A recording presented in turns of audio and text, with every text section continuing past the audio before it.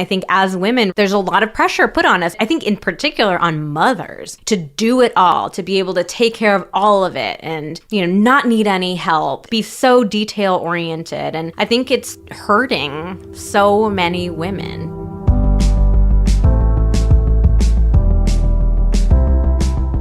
Hello and welcome to the Pillow Talks podcast. We're your hosts, Vanessa and Xander Marin. I'm a sex therapist with over 20 years of experience. And I'm just a regular dude.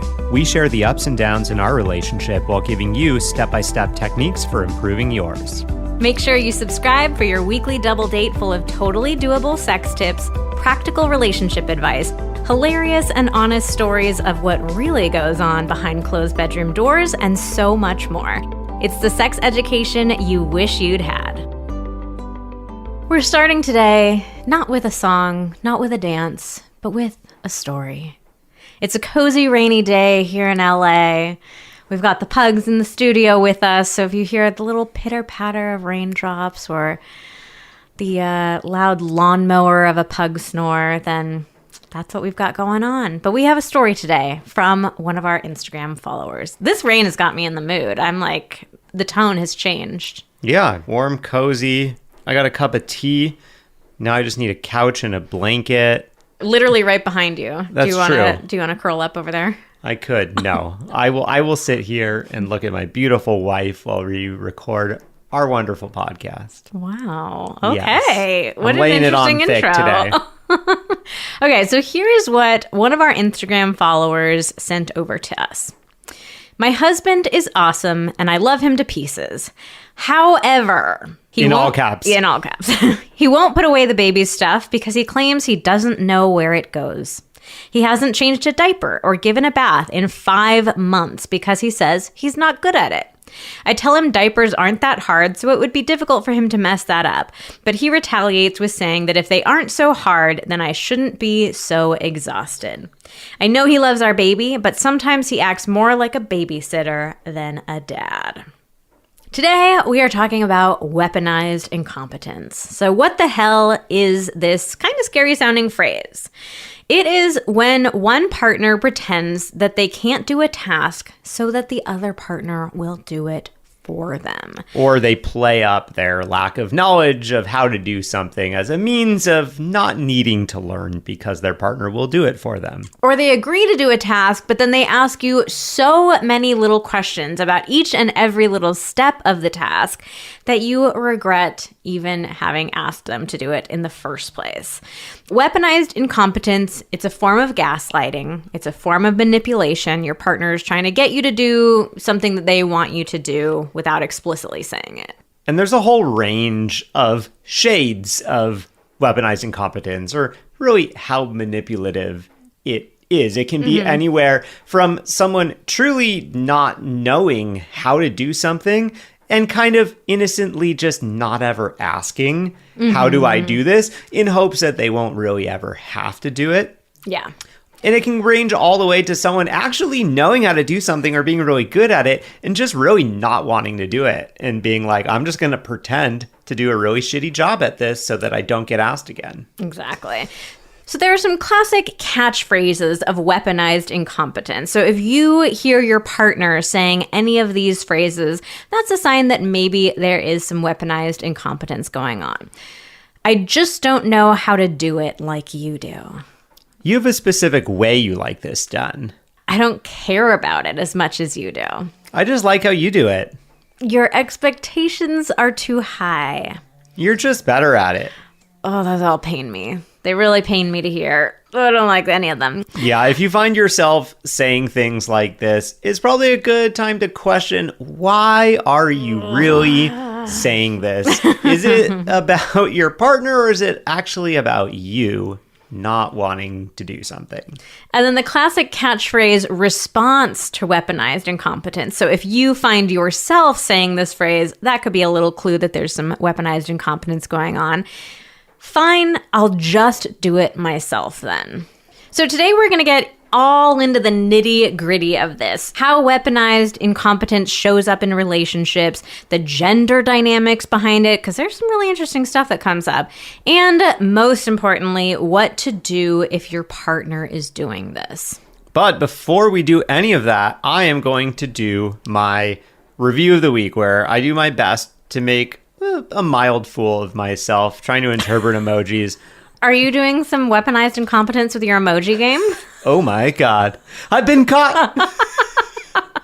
Are you pretending to be bad at emojis and secretly you're really good at it? No, that's not true. I'm not good at emojis, but I will say the whole idea of me doing this is so that I could learn emojis, and I'm definitely getting a lot better. So you are learning. We probably can't really keep up the guise of like where I make a fool of myself doing your emojis because spoiler alert, I am looking at this review, and You're not supposed to look ahead. I do suspect that the writer of this review actually misused an emoji. Oh, wow. Now he's getting cocky. Yes, I am a budding emoji master. So the thing is, if you haven't ever heard us talk about this, we have said put in your reviews like a complicated emoji for Xander to read. But I will say, a lot of people are using the faces. There's a lot of random emojis. Oh, like, yeah. Totally weird food stuff and like household objects and there's like the crystal ball. There's like random stuff like that. So I think... Like I wouldn't understand the crystal ball. I'm just trying to think of example of like...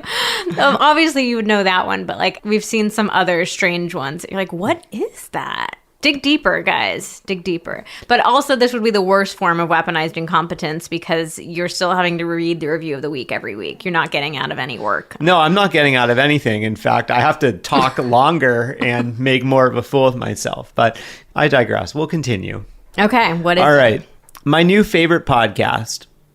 Vanessa and Xander are so relatable and make the concept of sex and sexual communication so comfortable. Before, talking with my partner about what I wanted made me feel... Now, this person has entered the tipsy emoji.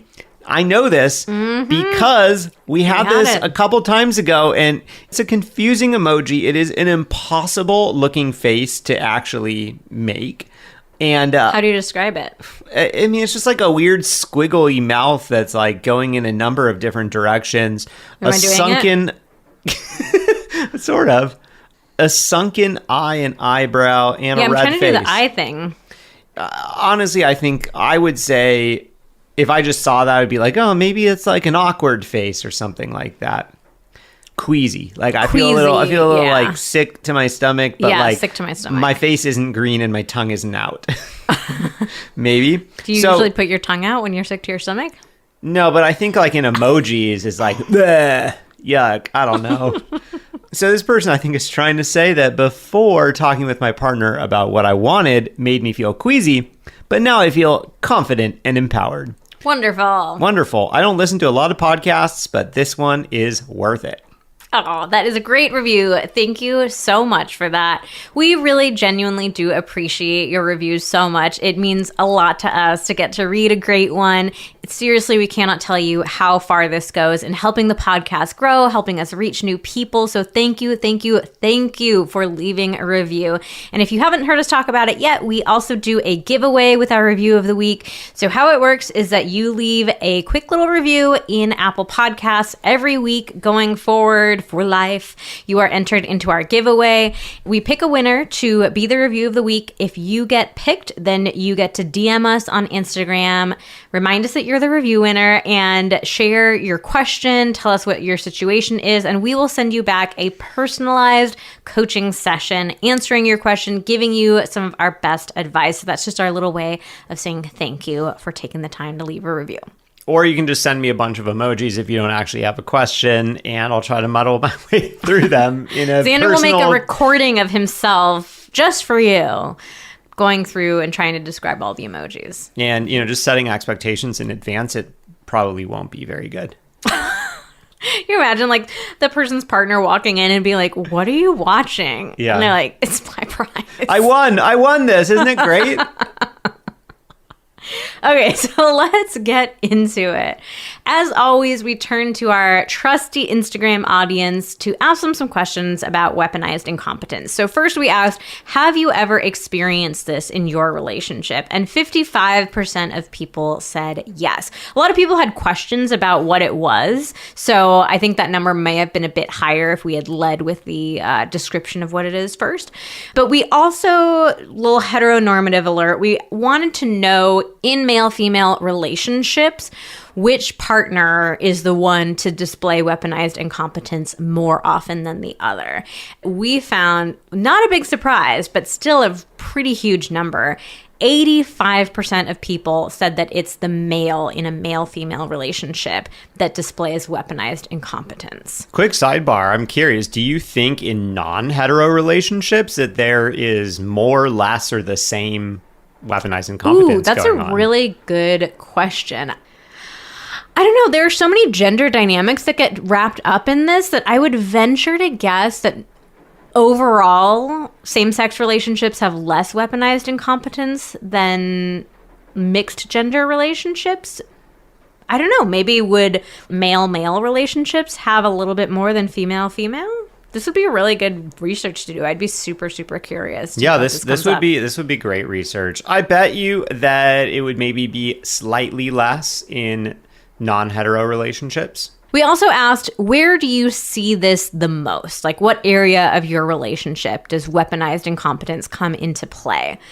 And there were a couple answers that just really popped out over the other ones. So I think far and away, the number one thing, finding things. So this was like a classic response that one woman sent over. She said, he has lived in this house 9 years and he still doesn't know where things are in the kitchen. This is something that comes up in our relationship all the time. Xander is notoriously bad at finding things. And you talked earlier at the episode about like, sometimes it's totally innocent and sometimes it's really purposeful. I have definitely found myself thinking sometimes like, is he joking? Like, he said he was trying to find something. He looked for it for so long and then he asked for help and I found it in 2 seconds, like for real. So I get curious about, maybe we need to look into the research a little bit about like, are men's brains actually wired differently? They're just not as, objectively just not as good as finding things as women are. I don't know. I think that is probably true. I have this memory in middle school, kind of like doing research, not a project. Our teacher basically had us do this thing where there was 2 different puzzles that we had to solve. And one was like a spatial relations type. Here's a bunch of shapes and like you need to like rotate them and move them around to kind of solve a puzzle. And then another one was more of like a straight up memory type of thing where it was like, okay, you get to look at this picture for like 2 minutes and see where all the things are, see all the like animals in this picture. And then in 2 more minutes, you have to like write down all the animals that you saw. And there was a very stark gender difference, right? In general, most of the guys in the class had done way better on the spatial relations problem. The guys had done better on the spatial relations problem than the other problem. They'd also done better than the girls on the spatial relations problem. And in general, the girls had done better on the memory problem than the guys had. Okay, so there might be something to this. We actually just had a perfect example of this that just came up. Xander asked me a couple of days ago, like, hey babe, do you know where the ketchup is? Which is also like another piece of this. We'll talk about mental load a little bit later. But I love when he asks me where something is. That's like closed up in the fridge? Yeah, I'm like upstairs and you're standing in front of the refrigerator being like, hey, where's the ketchup? And I'm like, are you kidding me? Except I usually know. I'm like, it's in the door, babe. And then you said, no, there's no ketchup here. I said, okay, look in the cabinet. It's in the middle cabinet on the second shelf. That's where we keep the backup ketchups. No, there's no ketchup there. And so I just took you for your word. Or at your word. For your word. I took you at your word. And, okay, wait. We have to do a little side here. I have to confess, I am starting to become worried that our audience is thinking or is going to think I am just doing this like bad at idioms. Is it idioms? Phrases. I don't know. I got nothing for you. I was starting to worry that people are going to think I'm just doing it as a shtick. Like I want to have a little thing that I do in every episode where I like, oh, I say the phrase funny and like, oh, haha. But really they think that I'm like faking it and I know how to say the phrases and it's just like a dumb shtick. But it is real. I just like, I cannot wrap my head around very common phrases. Anyways. This defensiveness is... It is. It's suspicious. I'm acknowledging I feel defensive. I feel worried about this. I'm self-conscious. It's real. Xander can attest to it. It happens all the time when we are not recording. It's pretty hilarious. It would be really hard to fake it? Yeah, like I'm not a good actress. You'd have to script out the entire podcast, or you'd have to like plan out like here are some idioms that I would like to drop, and then here's the way I'm gonna mess it up. That'd be exhausting, man. It would be a lot of mental labor, a lot of mental load. Okay, going back to the catch-up. So I took Xander at his word, and I purchased 2 ketchups this morning, one to put in the fridge, one to have as the backup. I got our groceries, I'm putting them away, and what do I see as I open the cabinet on that second shelf is a ketchup. I have not checked yet. I will after we record this podcast. Maybe we'll have to put it on Instagram. Maybe we'll do a poll, like, what do you think? Do you think that there is a ketchup in the refrigerator? That should be a poll. That absolutely should be a poll. And I think we should bet on it. What do you want to bet? I say that there is a ketchup in the refrigerator. All right. I say there isn't. Shall we bet our old trusty oral sex? Oral sex. Yeah. This is actually a thing that Vanessa and I like to do because really everybody wins. It's true.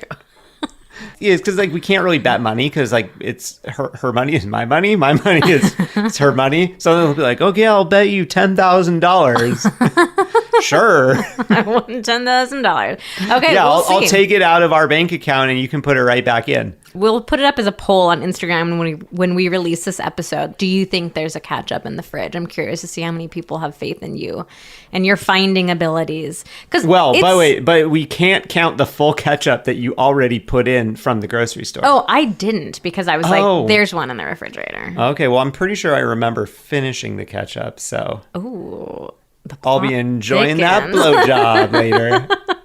Well, we shall see. I'll be thinking about ketchup. It's delightful thing to think about. Yeah, you've been pretty bad sometimes, like your shoes, wallet, glasses, all kinds of stuff. So what else came up, babe? Childcare. He's a legitimate mathematical genius, but he acts like he can't figure out the kid's schedule. Oh, yeah. Cleaning was another huge one. Someone said, my husband once cleaned the entire bathroom, head to toe, with the toilet brush. Like head to toe, like as if he also cleaned himself.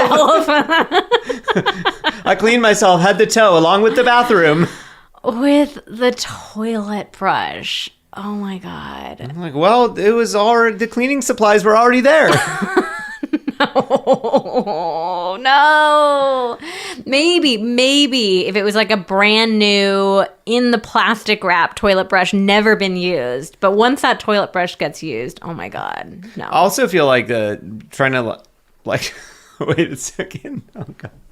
Or are you having trouble with an idiom now? No.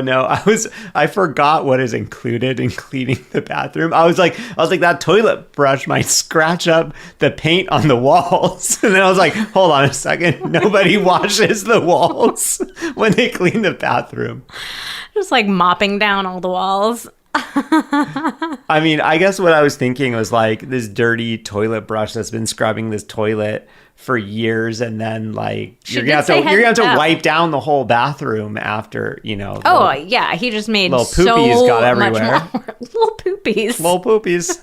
Oh God, that's heinous.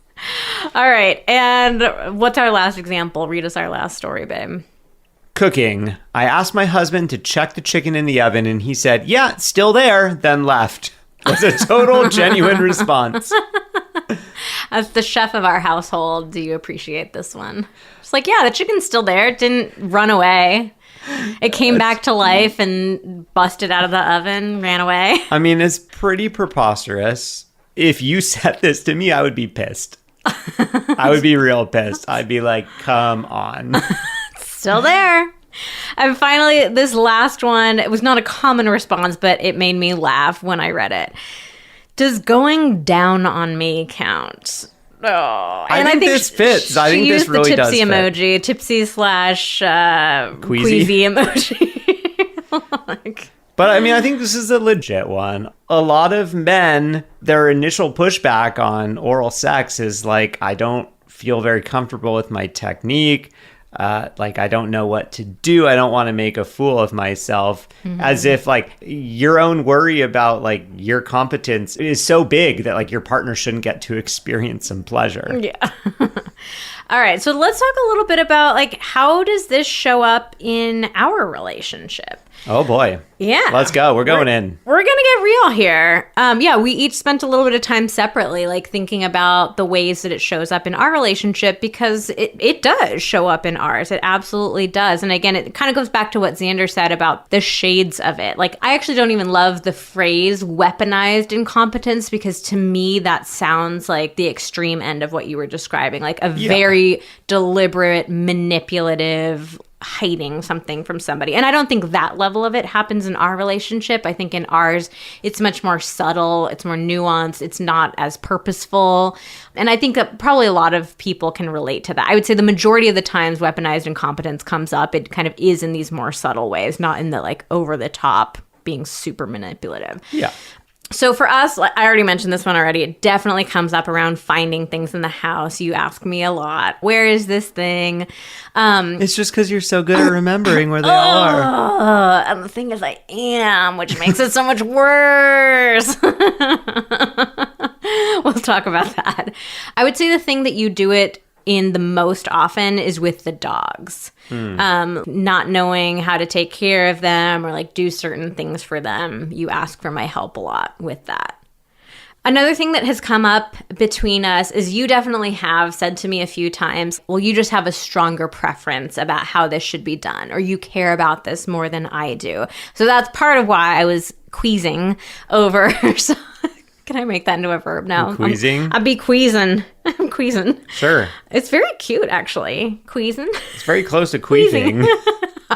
No, it's not queefing.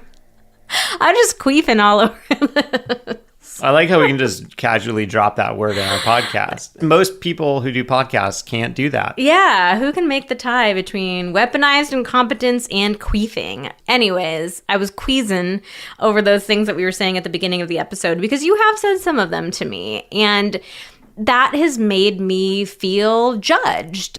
Yeah, I do care about these things more. Why do I care about these things more? Why don't you care about them more? And we're going to get into like the gender dynamics that I think are at the root of this. But I think for me, yeah, it's led to this feeling of judgment around feeling like you get to be the cool, laid back, let it roll off your shoulder, like just cool surfer dude, bro, partner. And I have to be like the more uptight, detail-oriented, stick-up-my-ass kind of partner. And we obviously don't have kids, but I could really see this dynamic feeding into us having kids, and like maybe me starting to feel resentful of like, oh, you get to be the cool parent, the like laid-back, chill, do whatever you guys want to do. I'm a cool mom, like Amy Poehler in Mean Girls. Whereas I would have to be like the bad cop, the authoritarian, the disciplinarian, like the not fun one. And like, that just feels shitty. Yeah, no one wants to be the not fun person. Yeah. So it just, it stirs a lot of questions up around like, why is that the case?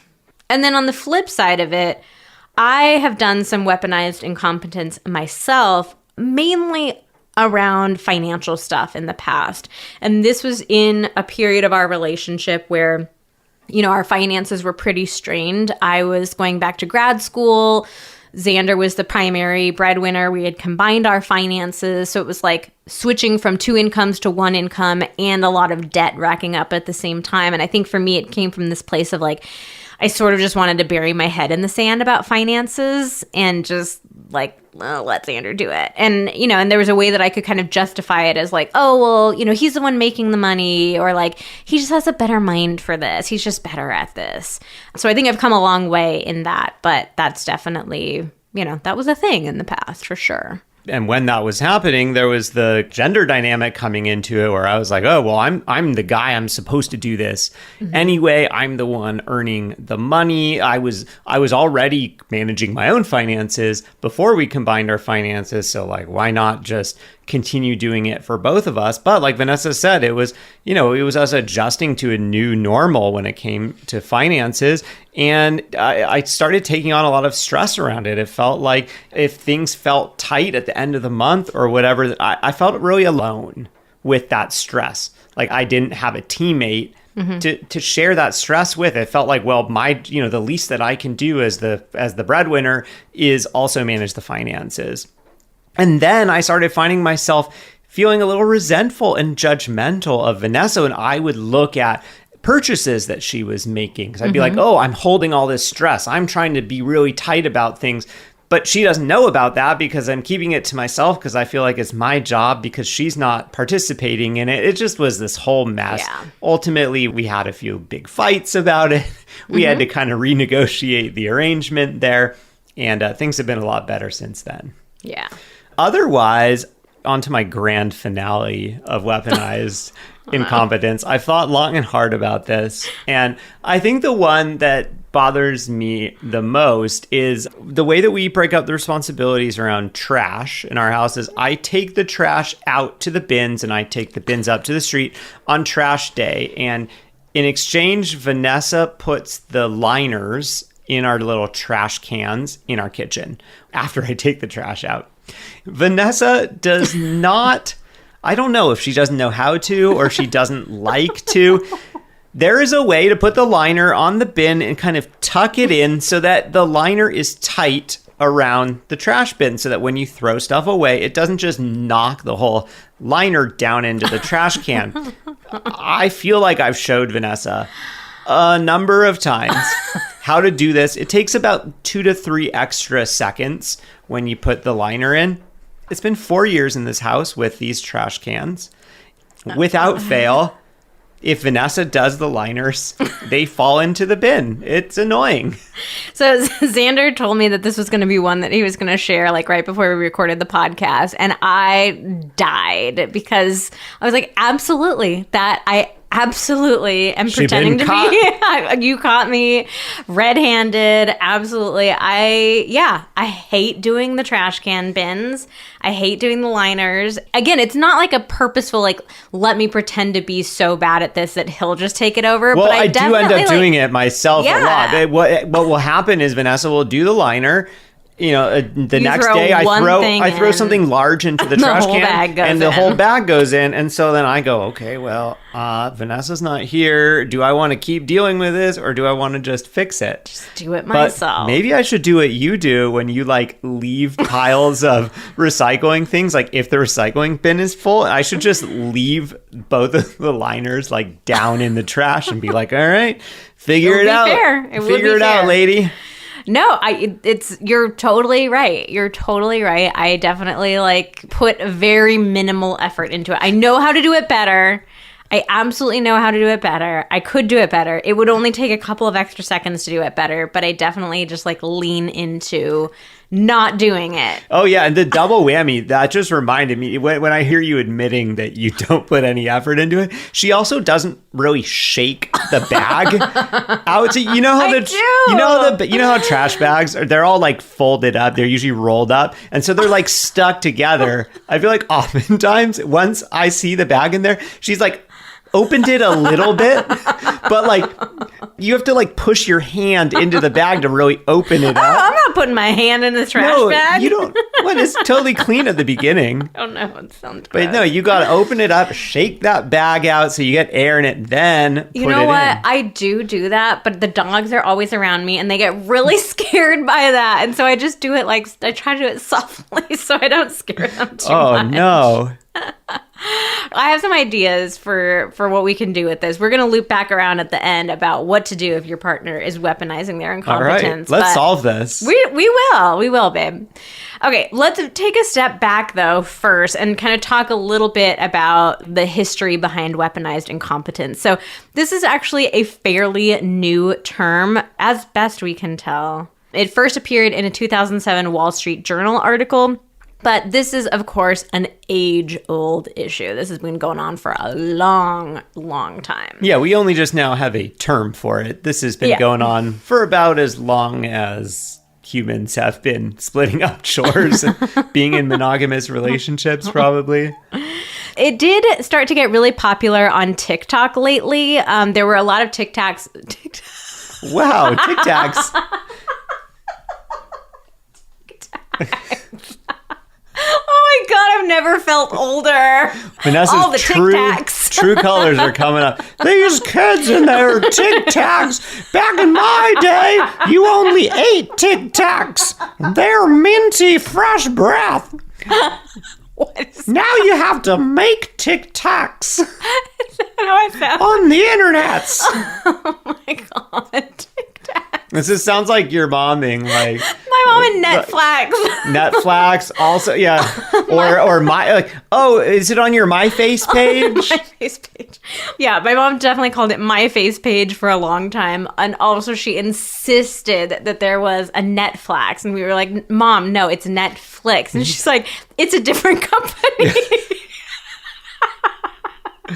There's a Netflix and a Netflix. They do the same thing.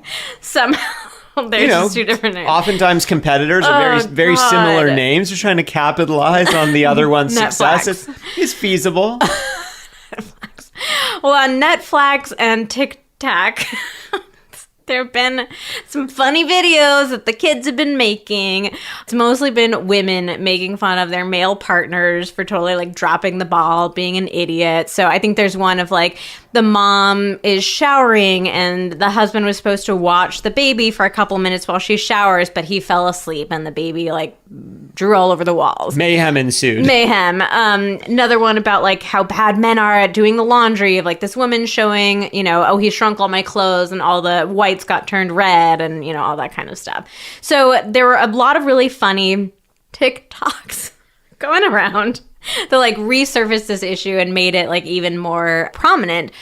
But the bottom line with weaponized incompetence is that it's really not a funny thing. So like Xander and I, we are talking about it in our relationship in a lighthearted way because we have one of the lighter shades of weaponized incompetence, right? And we're talking about it in a lighthearted way because we also, I think, have the trust in each other and the foundation in our relationship that we know, like, we will talk about this. We'll continue to talk about it in our relationship in a real way. We can joke about our own laziness in a couple select areas, like shaking out trash bags. But this is a serious thing, and especially if it's happening, some of the darker shades of it in your relationship. Or for bigger things, like I don't feel like I can let my partner take the kids to school because they always screw up this or that, or like make the kids lunches, which takes me half an hour or something. Like, you're talking about a large time commitment where you're just saying, screw it, I'll do it myself because he can't do it right. Yeah, I mean, the bottom line is we all have tasks that have to be done for the health and safety of ourselves and our families. And if you're weaponizing incompetence, you are really taking away from your partner's autonomy. You're forcing them to carry this heavier load, to take up more time, more energy, make more of an effort to do these things that you really should be taking care of yourself. So you're putting a lot of weight unfairly onto your partner. And there are also some really complex and interesting gender dynamics that feed into this. As we found, with our Instagram audience and definitely, much broader, actually scientific research has found that, men are more likely to be the culprit of weaponized incompetence. And I think a lot of this is rooted in the fact that we live in a patriarchal society, right? Like, we have very stereotypical ideas of what men do and what women do.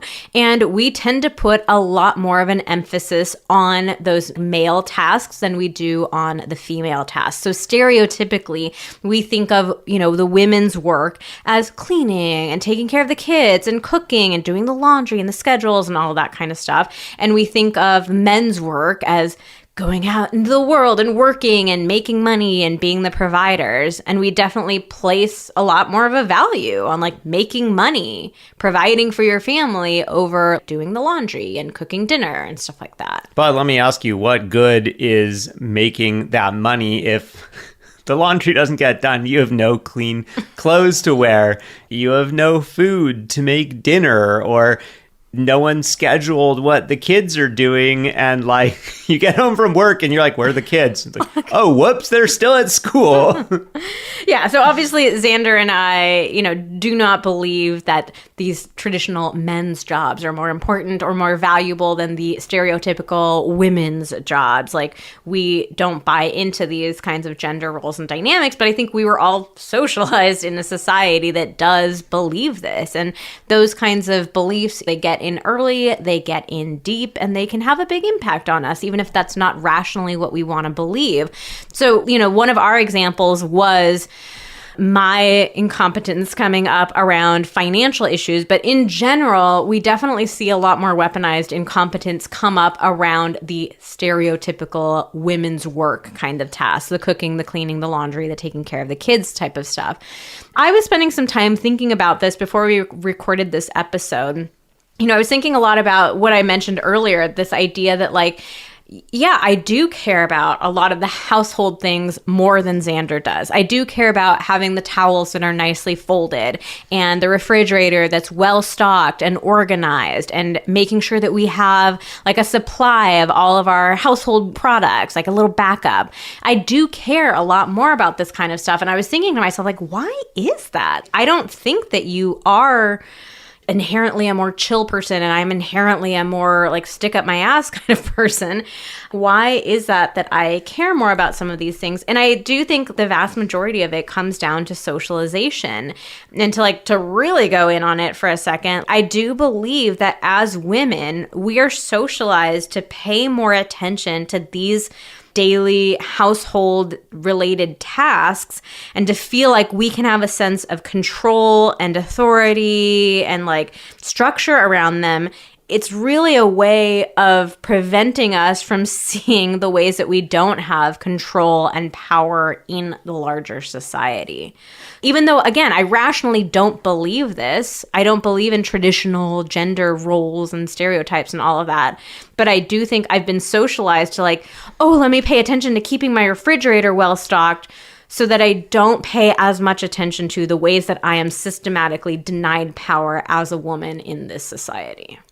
Well, what I will say about that is that, yeah, in the past, I definitely would agree and say, I don't care so much about making sure that we have all this stuff stocked. I don't really, whatever, it doesn't bother me that much about, whether the fridge is full or empty or whatever. But I will say, after all these years, I have gained a huge appreciation for all of these things. And heaven forbid, if you were to just disappear from my life, an older me would have just been like, oh, whatever, I'll go to the corner store to pick up whatever because I ran out of it. I didn't think ahead. But the reality is I've really come to appreciate all these things that we have, this planning that goes into things. And it would really suck to do it without you. I don't think I could go back to the way that I would have lived on my own, because the last time I lived on my own I was 22. 22, yeah. I don't think either of us want to go back to 22, right? Oh, no, for sure not. I am proud of the way that we handle it in our relationship. You've come to value the importance of the household stuff as well, to participate in it. You don't put all the pressure on my shoulders to do all of it. So we value those tasks more. We split them more evenly. Again, it just all comes back to the socialization. It's I can rationally believe things and I can want to have my life structured in a certain way, but I have been socialized to think of things in a pretty backwards way. And I think as women, there's a lot of pressure put on us. And I think in particular on mothers to do it all, to be able to take care of all of it and, not need any help and be so detail oriented. And I think it's hurting so many women to feel this intense amount of pressure, this expectation, just have to do everything. And I think another little complicating factor in this is that we have sky high expectations of women and an extremely low bar for men, and especially the man in a male-female relationship. And you're talking about doing household tasks. Yeah, doing household tasks. Yeah, I've been having some really interesting conversations with my friend Amy. She and her sister own Expecting and Empowered together. Amy's a good friend of both of ours, and we've been having some really interesting conversations about how this shows up on social media in particular. So Xander is a very, he's a really great partner. We're very equal partners in our relationship. Oh, thanks. You're welcome. And similarly, Amy's husband, Drew, is a really wonderful partner too. Like, we all share household responsibilities, in our relationships. And so Amy and I were talking about, I was saying, every time that I share something about Xander, like helping out around the house, cooking dinner, doing something with the dogs, cleaning up.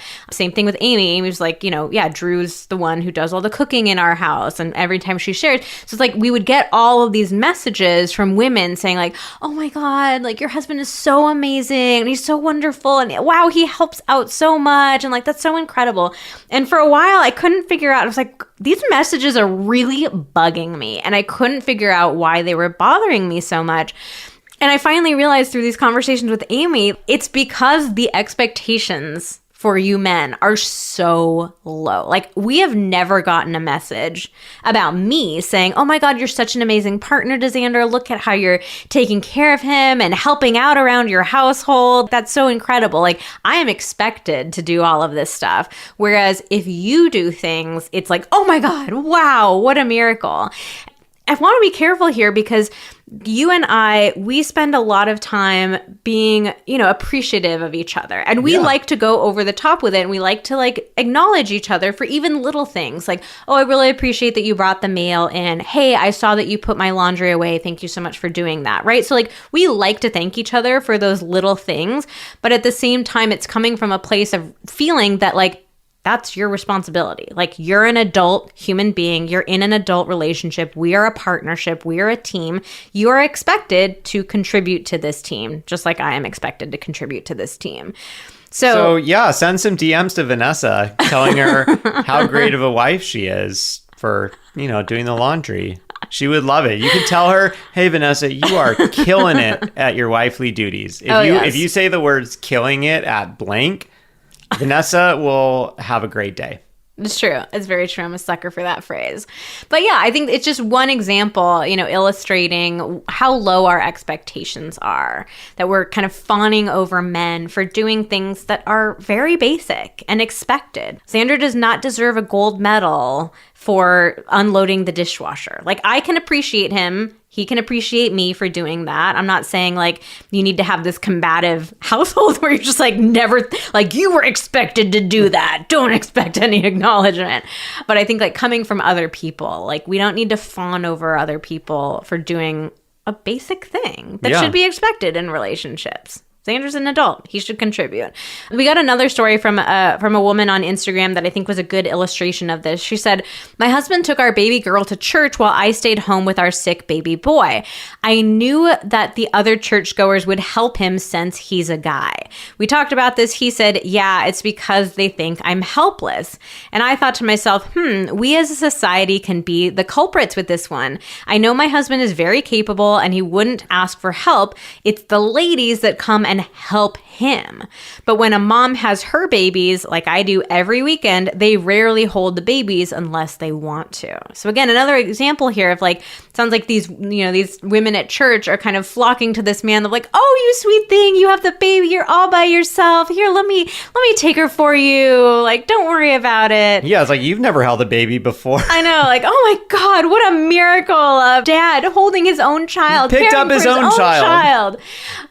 Versus, when we see a mom doing that, it's just like, yeah, that's what mom's supposed to do, right? So just another example of these really tricky and really shitty, honestly, gender dynamics that come into play. We also have to talk about the overlap between weaponized incompetence and mental load. So if you haven't heard us talk about mental load before, we have some YouTube videos about it. We will link to those in the show notes. But basically, mental load is the mental energy that it takes to keep track of all of the moving parts of home life. So it's not just doing the tasks themselves, it's also thinking about what needs to be done, when does it need to be done, what needs to be in place in order for it to get done, how does it need to get done, like all of this mental load that we are carrying. And again, coming back to the socialization here, women, we are socialized to take on the majority of that mental load. So a lot of times you'll hear male partners saying like, oh yeah, I'm happy to help, just tell me what to do. But then it's like, okay, maybe you're doing the task, but you're still putting the mental load on your partner to know what it is that needs to be done, to have a plan for how to do it, to explain it to you, how to follow up with you and make sure that you did do it. So it's like you're just doing a very small sliver of the work by actually like doing the task.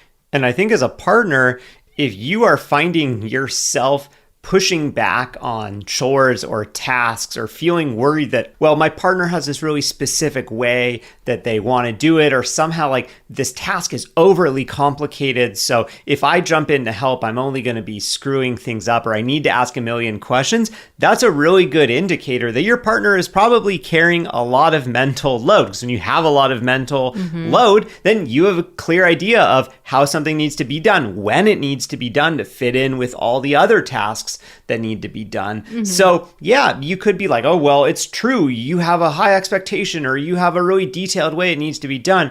But it also probably means maybe I could jump in and take more of that load off of your plate, so it doesn't feel like this thing has to be done in this very specific way at this very specific time, because, you know, like you're splitting things up instead so that your partner does some of it, you do some of it. They don't have to be thinking about your things all the time. Absolutely. So let's get into like the real heart of this episode here of like what to do if your partner is feigning incompetence. This one is not going to surprise you. You guys have to talk about it. Wait, really? I feel like this is like all the stuff we talk about. The first question is like, how can I do this without talking about it? You can't. Sorry. You have to talk about it. I think one of the reasons for that, besides the obvious, like we just have to talk about everything. But, one of the things is that your partner may not realize that they're doing this. Like, again, we keep talking about the different shades of it here. I think the trash bag thing is actually a good example. Like before Xander mentioned it to me, I didn't think of it at all. Like when I was thinking about, what examples do I want to talk about in this episode? I definitely did not think of, I do it around the trash bags. So sometimes, we just have to share these things openly so our partner can realize like, oh shit, I did not mean to be doing that, but I can now see that I am doing it. So if there is weaponized incompetence in your relationship, the primary thing that you guys need to do is get a clear plan for your mental load. So a clear plan for what are all of the tasks that you are responsible for as individuals, as a couple, as a family. Get everything out on the table and make a crystal clear plan about who is responsible for each and every single one of those tasks. And we actually have a mental load workbook that will guide you step by step through this process. It's really inexpensive. It's based on what we did in our own relationship to like split up our mental load and make it feel equitable for our relationship. So we will link to that in the show notes as well. But it's been so useful for us to have this clarity and have a specific written down plan of like who's responsible for what. And so that way, it feels balanced in our relationship. So this is going to feel different in every relationship, right? Like you're not necessarily going to have like a 50-50 balance in every single relationship depending on your circumstances. But again, it's just this idea of having a specific plan. Part of that plan is that when something is your task, the entirety of that task belongs to you. So it's not just that you are doing the task, it's also that you're doing the mental load of the task. Yeah, you can't just be like, oh yeah, I'll take the trash out, but only when you ask me to. Exactly. You have to be the one from start to finish, the whole cycle of the task. What needs to be done? How do you need to do it? When does it need to be done? What needs to be in place for it to be done? The whole aspect of it. So we include in the mental load workbook, like one of the steps is really getting clear with each other about like, what does each of these steps entail? So if there's something that you've been doing for a really long time, but your partner has never done it, there are probably a lot of details that you know about that task that you could pass on to your partner. So it could be, we have steps about this like in the workbook itself, but kind of, seeing, is your partner open to learning what you've learned about it? Do they want to know that feedback? feedback, or is there a different way that they want to be doing it? Yeah, I think that's really important. When you do this in your relationship, if one partner is used to doing the task that they're going to be giving to their partner and they do it really well, it can be really easy to just be like, all right, now I'm going to tell you exactly how you need to do this. To the other partner, that can feel a bit like, okay, well, it's not really like I have the autonomy to do this. You're telling me exactly what I need to do. So I think that it's an open question of like, do you want to sort of have a training process when it comes to this? Are both partners feeling good about, yeah, I would love to learn from you and I feel good about showing you what I've learned. If neither of you feel good about that, I think it's totally fine to be like, all right, we're each responsible for educating ourselves on how to do this. Google, YouTube can be your friend here. You can figure literally anything out. I think that's such an important detail. Like, the topic of weaponized incompetence just feels so heavy and, mental load and all this stuff. And the reality is, you can figure out how to do any of this stuff. Yeah, there are no excuses Google these days. it. Hey, 20, 30 years ago, I totally I totally understand. Hey, like, I don't have the book on how to do what, like, how to clean the bathroom book. With the toilet, that's why I'm using the toilet brush. All the 100 uses for a toilet brush. Yeah, that book. But yeah, I'm sorry, guys. There are no more excuses these days. You can Google it. Let me Google that for you. Oh, yeah. We'll link to that page. There's a very deep and strong subculture on YouTube around cleaning and cleaning supplies. Oh my God, there absolutely is. Yeah, so I think maybe for some of the tasks, what you can do is work backwards and sort of think of, okay, what is like the minimum acceptable standard for each task? What is it that really needs to be done here? And then figure out, what's the plan to get there. And I think this is such a great opportunity, especially if you feel like you have an imbalance in your relationship like Xander and I do in ours about who cares about tasks more. This is a good opportunity to say, okay, so we're talking about the laundry. What is it that needs to be done?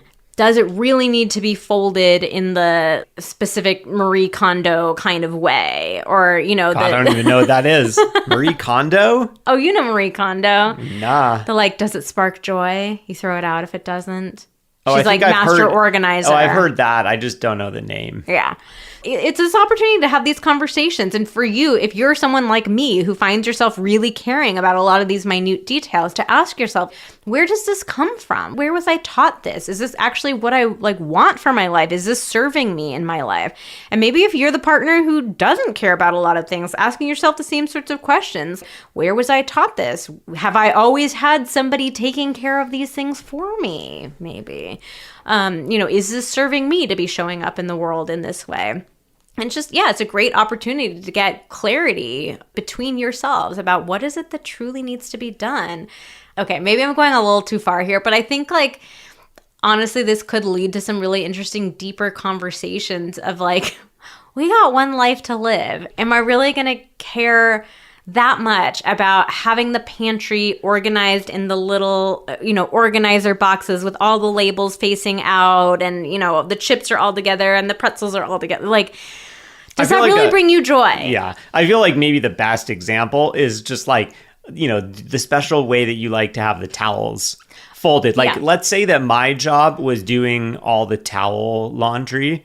All of a sudden, Vanessa has a way that she really likes the towels to be folded. Triple fold. Yeah. The occasional time where I fold a towel, I try to be careful to do it in the way that she did it. However, if we were to renegotiate our tasks and I started doing the towels, if I were to start doing the towel folds in a different way, I guess the question would be, would that really feel like the end of the world to you? Is that something that you could be like, I can live with that? Because the alternative would be if Vanessa was just like, oh my God, I care so much about having that triple fold. I'll just take the entire task myself. That would be crazy.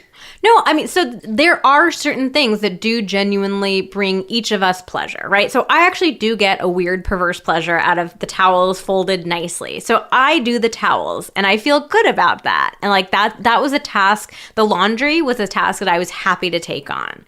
Versus for me, having the pantry organized, I don't feel a pleasure in that. But I could totally see there are some people who fucking love the Container Store and all their little labels and all this stuff. And maybe that actually genuinely does bring you pleasure. If that's the case, awesome. You go for it. That's great. You know what? I think it might be because you can only see the first shelf in the pantry. Very true. If you could see all those shelves, you might like them organized better. That's a very good point. I barely can see that first one. So dividing up your mental load in this way, like, gives you that opportunity to see, like, what are the tasks that you genuinely do like doing? It does bring you a sense of joy. What are the ones that your partner does? How can you split things up? And I think, one other really good example that we should talk about with this dividing of stuff is to see if there are ways to outsource or get rid of the tasks that really aren't important to you. So as part of this conversation, you might realize, yeah, you know what, doing this one thing, like, we don't really care about it. Let's just let go of it and free up that energy and attention for something else. Or we find ourselves arguing about it a lot. It's really tough to split it up, and we can't really see eye to eye on the standard that we think it should be done to. So forget about it. Like, it's not really that important. The pantry one is a good example of that. I think there was a certain point where I was like, but it would look nice to have all of our cabinets organized, but I didn't want to do it. You didn't want to do it. So we were like, forget about it. Who cares? Our pantry is very disorganized. It's ugly. I don't care. Maybe it takes an extra 3 seconds to find a snack. Yeah. Than it would otherwise. We don't care. And then outsourcing is the other option here. So if you are in a privileged enough position where you can pay somebody else to do a certain task for you. And the way that we did this in our relationship was we prioritized, like, okay, once we have some extra money to get help, what are the tasks that we both hate the most or that, like, bring up the most tension for us? And so for us, that first thing was cleaning. When I was back in grad school, Xander was the primary winner. Like, I kind of took on all of the household cleaning because I sort of felt like, I'm like the stay-at-home partner and, like, I should be doing this. I don't like cleaning. It takes a lot of time. I also I don't like cleaning, but I love having a clean house. So it was like not a good combination. And it was like very quickly starting to lead to resentment of like, wait a minute, like, why am I the only one doing the clean? There was just a lot of stuff that was coming up. And so we made the decision that as soon as we had a little bit of extra money and we could safely afford to do this, that we would hire house cleaners. And so we've had house cleaners for years. The last 4 years since we've been in LA, we have had Norma and Julia, our incredible house cleaners. They're sisters. They're so sweet. It feels really good to have them coming into our home, bringing this good, sweet energy into our home, taking care of our home. Like, they make it sparkle. They bring us flowers on our birthday and our anniversary. We give them flowers. We give that, like, it's a very loving relationship. We give them lemons and oranges and avocados from our backyard. It's just a really sweet relationship that we've managed to form with them. And we feel so lucky to, like, have them in our lives. And it means a lot to us to, like, take good care of them. And so that's just, like, the best money we've ever spent. It takes so much off of our plate, like the actual doing of the tasks and all of the mental load of, like, what needs to be cleaned and when and how do we do it and what are the supply, like, everything is off of our plate. It's just so worth it to us to make that investment. Yeah, I think the key thing is that you have to find a way to quantify doing that work yourself. Like, what is that worth to you? How much time does it take for you? How much mental energy, how much anxiety goes into that? Or how much does it hurt when it's a contentious relationship around, like, who does the cleaning or who does this, who does that? If you can quantify that for yourself, it makes it much easier to spend that money. I think a lot of people get really focused on just the straight up number of dollars it costs to outsource a task without considering the opportunity cost, which is like what you could be doing yourself with that time, what you could be doing with that extra time or energy. Yeah. And then one final tip that we'll give around this, like, dividing up the mental load is just to be honest and open about it. The trash example is a great example here. We made the conscious decision when we were dividing up our load of, like, Xander would take out the trash, but I would do the liners. And I realized that instead of doing this, like, silly little dance of doing them badly every single time that the trash goes out, like, what if I just said, I don't like doing the trash bags. I don't like doing it. Oh, that's really good to know because I actually do kind of enjoy doing it. I wouldn't say I enjoy it. I don't dislike it. It's not weird. It's not gross. Maybe it feels good to get it on there tight just because you don't. But it would be my pleasure to take that on from you. It's an easy enough thing to do. I see that you really dislike it. And I can also see how, I don't feel resentful of Vanessa for this, but I do see that every now and then I'm like, God, why can't Vanessa just do this? Doesn't she notice that this sucks? That's the key of the episode. Doesn't she notice that this sucks? Yeah, I've been very passive about it. Instead of just coming out and saying, I don't like to do this, can we renegotiate what our arrangement is around this? I've just been doing a shitty job at it. And that's a shitty thing for me to do. So there we go. So we are renegotiating. You will do the liners. Yeah, I am totally happy to do that, Vanessa. We don't even need to renegotiate anything. It takes an extra 30 seconds. At most. If there is another kind of task that you find yourself not loving doing, or maybe the next time we sit down with our full list and kind of reevaluate everything, maybe there's another task or a little piece of something that I could take back. But hey, there we did it. We resolved a little weaponized incompetence issue.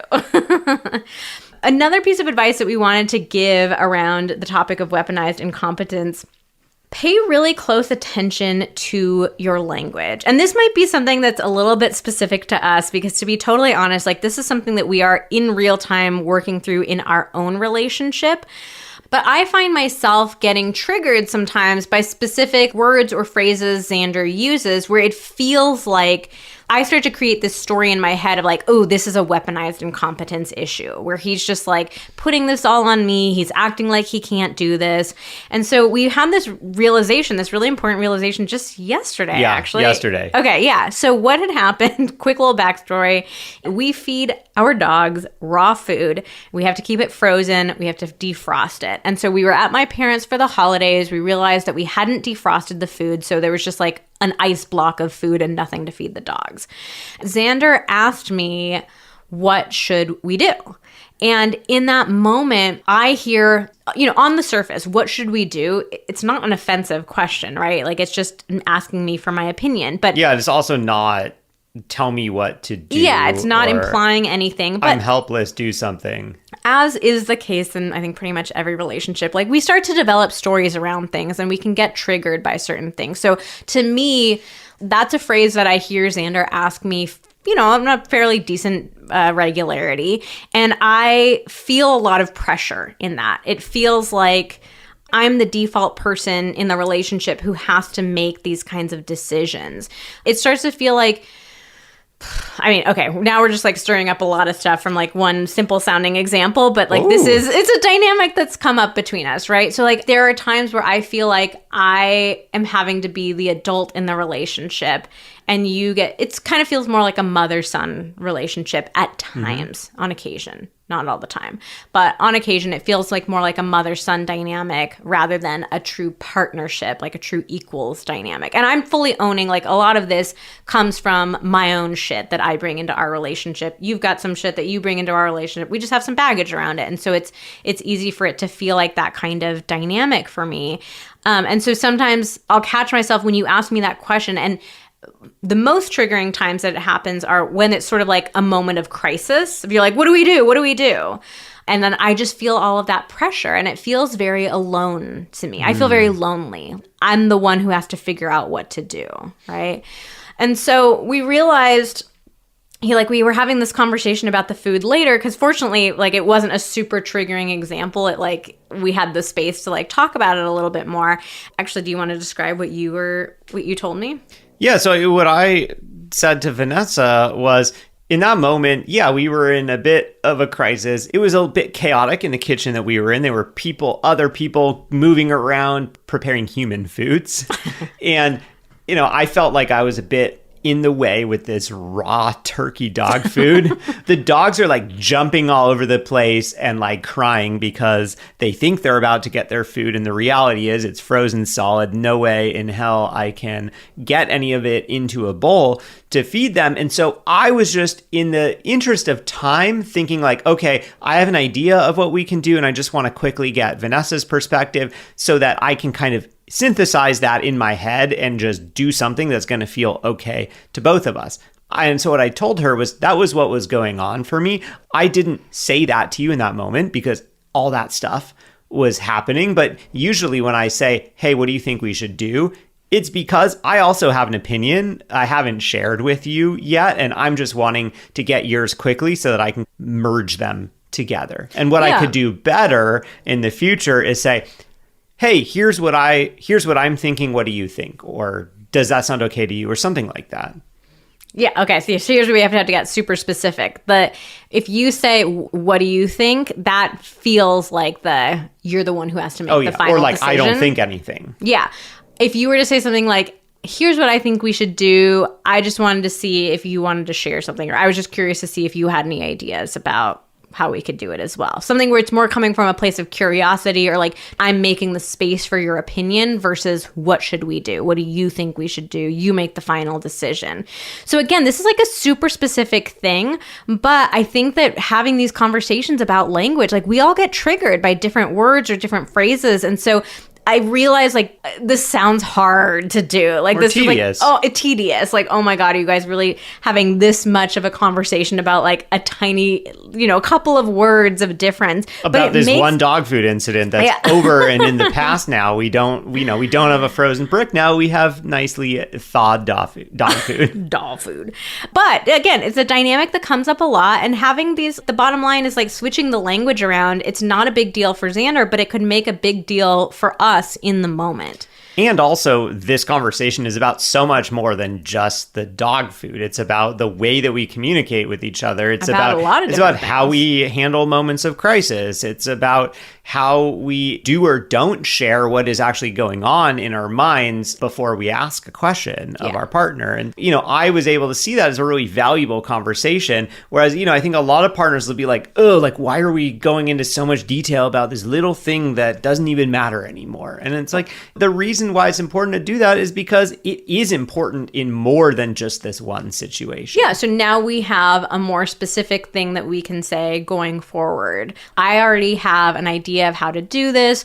I just wanted to see if you had anything that you wanted to share. That I don't think would feel triggering to me. And we can avoid a lot of potential situations where we might get tripped up by just by having this conversation about the language. Yeah, and it's not going to be perfect. Like, we're probably each going to mess this up as we get better at it. But in the meantime now, I have a goal for what I would like to do differently or like to do better. And Vanessa has an understanding of what is going on for me so that if I do say something similar to what I said before, maybe she doesn't immediately feel triggered. She kind of remembers, oh, this is what is going on for him as well. So like we each have some wiggle room to improve. Okay, another languaging example is around asking for help. And I think just like we were saying, just come out honestly and say, what are the tasks that you don't like to do or you don't want to do? Like, it's also okay to come out and clearly and directly ask for help. With this whole conversation, I don't want to make it seem like you can't have any sort of incompetence. You just have to be competent all the time and know what to do it and follow through.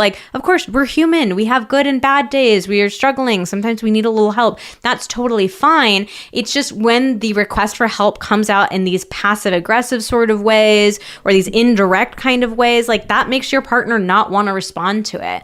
But if Xander were to ask me hey, I know, this is usually my responsibility, but I'm just having a really tough day. Would you mind helping me out? I'd be like, yeah, of course. I'm so happy to help. Just being clear in those requests rather than doing it in this obnoxious, okay, fine, I'll do the dishes, but how do I do it? And when does this go? And when does this go? And what do I do? It's just come on. Or I need you to do this today. With no other explanation or Don't something. Ever do that. As if it really should be your responsibility. Yeah. Exactly. And finally, our last tip is to set boundaries for yourself. So resist the urge to utter that catchphrase, I'll just do it myself.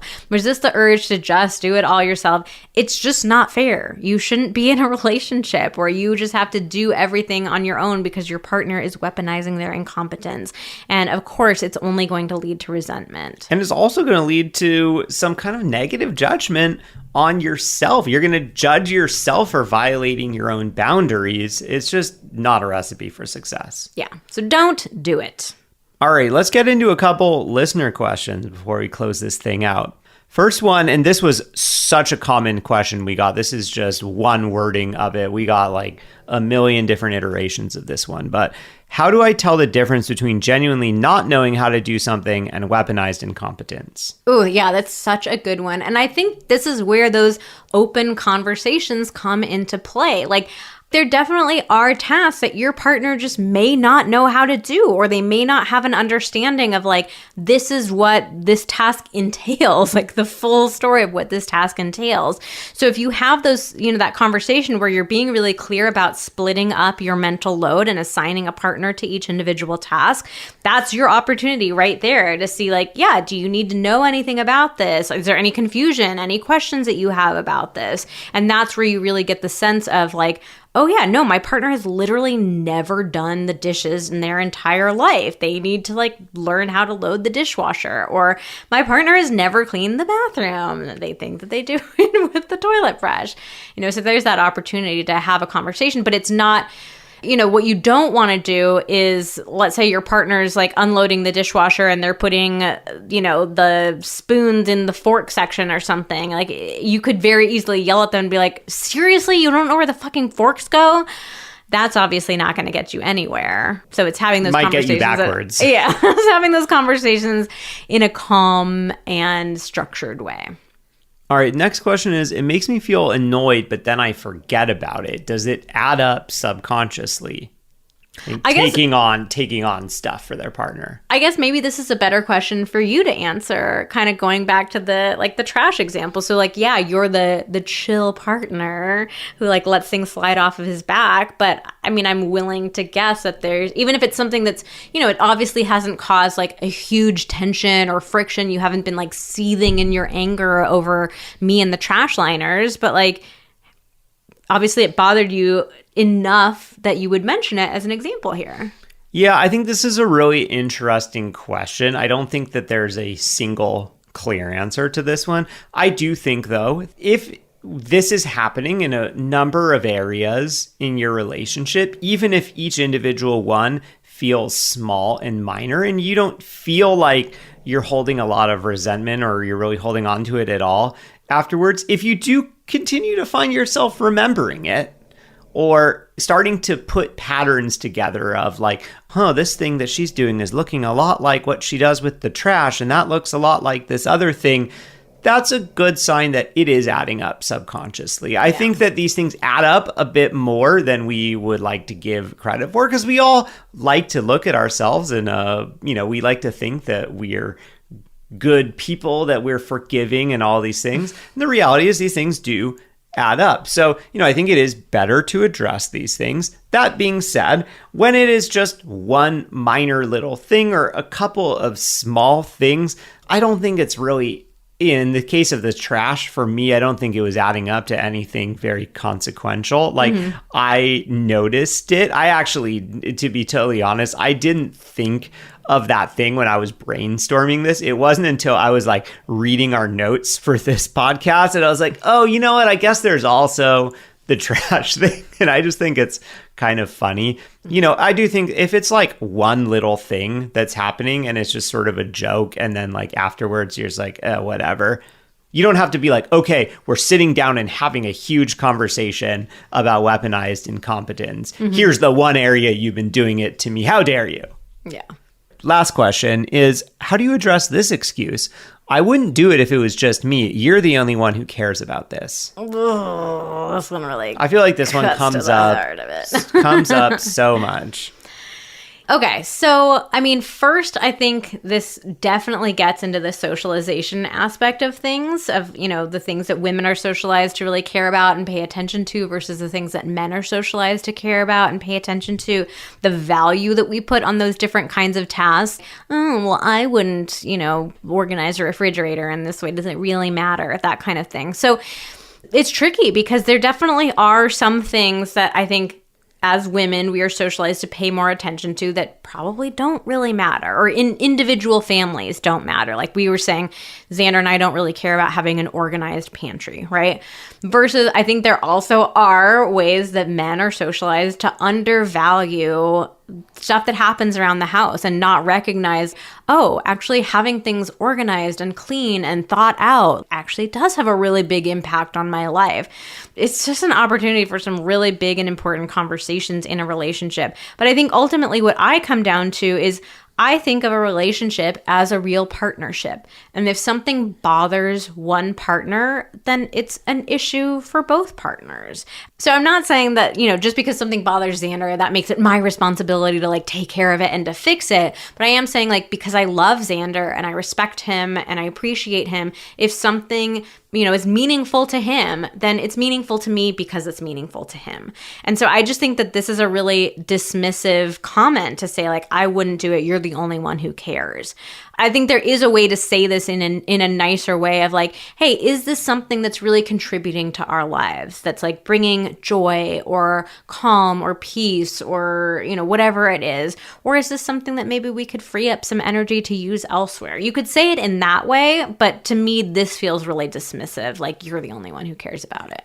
The reality is, it's not just you. I think that's the key thing. If you are finding yourself saying, oh, well, I wouldn't do this, you know, if it was just me, it's like, okay, well then get out of your relationship, go live on your own, go do everything just the way that you want to. But the reality is you are in a relationship. You have chosen to be in a relationship. And part of choosing to be in a relationship is knowing that you can't do everything just the way that you would do it as if you were alone. Like, that's not how life works. Yowza. Like, you are two different people with two different experiences, two different sets of expectations, two ways of wanting to do things, two different ambitions, all kinds of stuff. You are not going to be equal in every single area. That would be boring. Yeah, that would be boring. All right. Well, we wanted to call your attention again to just two quick resources that we mentioned in this episode. The first is that mental load workbook. Like we mentioned, it's really inexpensive and it is such an awesome thing to do in a relationship, to just have that crystal clear plan of who's handling what. It's just really going to cut off any sort of weaponized incompetence at the pass. So we will link to that in the show notes. And also we will link to our YouTube videos about mental load.